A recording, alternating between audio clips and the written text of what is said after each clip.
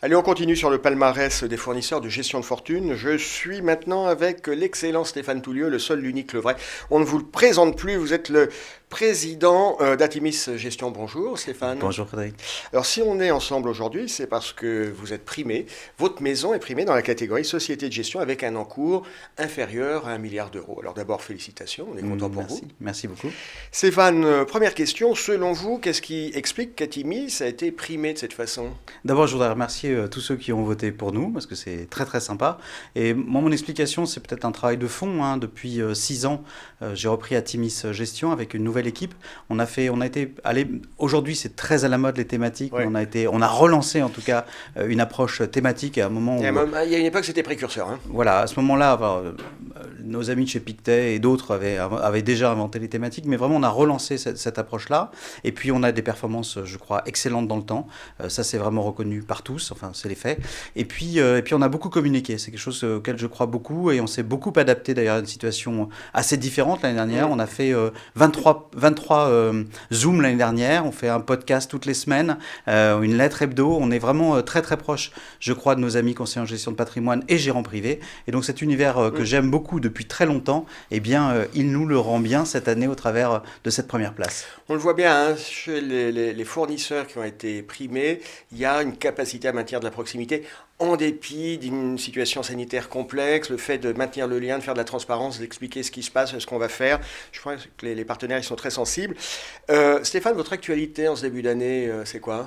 S'il y en a une. Oui, continuer à gérer les fonds parce que c'est déjà assez volatile sur les marchés, donc c'est une réalité, c'est important. L'important, c'est l'intérêt de nos clients en premier. Et puis on a un projet, c'est un peu un scoop pour vous, pour gestion de fortune, c'est qu'on lance un fonds qui s'appelle GenZ.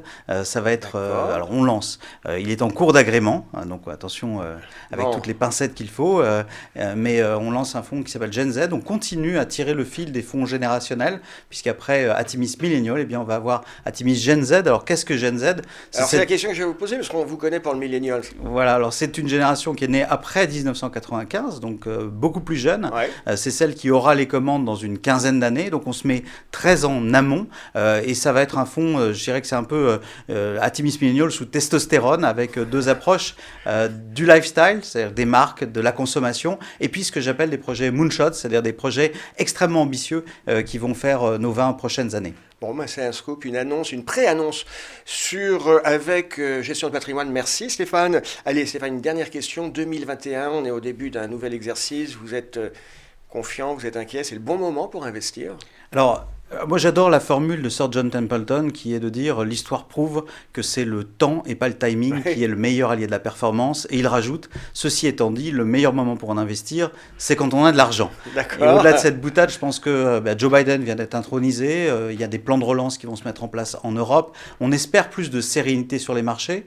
Moi je crois qu'il y a des projets absolument fantastiques qui sont devant nous, des thématiques extrêmement porteuses, que ce soit au travers de nos fonds Atimis Better Life, Atimis Millennial, Atimis Millennial Europe, Industrie 4.0 qui marche extrêmement bien, et puis demain Atimis GenZ, donc des thématiques extrêmement porteuses. Ceci étant dit, on a un regard sur les valorisations parce que ça monte relativement bien en ce début d'année, donc il faudra faire attention. Les arbres ne montent pas jusqu'au ciel, il faut savoir se le rappeler, et en revanche, s'il y a des replis, eh bien ce seront de magnifiques opportunités dans des thématiques de long terme. On retrouve bien Stéphane Toulieu, votre tempérament d'entrepreneur, pushy, volontaire, tourné vers l'action, et puis toujours une certaine dose de prudence. Stéphane, merci d'avoir été avec nous. Merci Frédéric. À bientôt. À bientôt.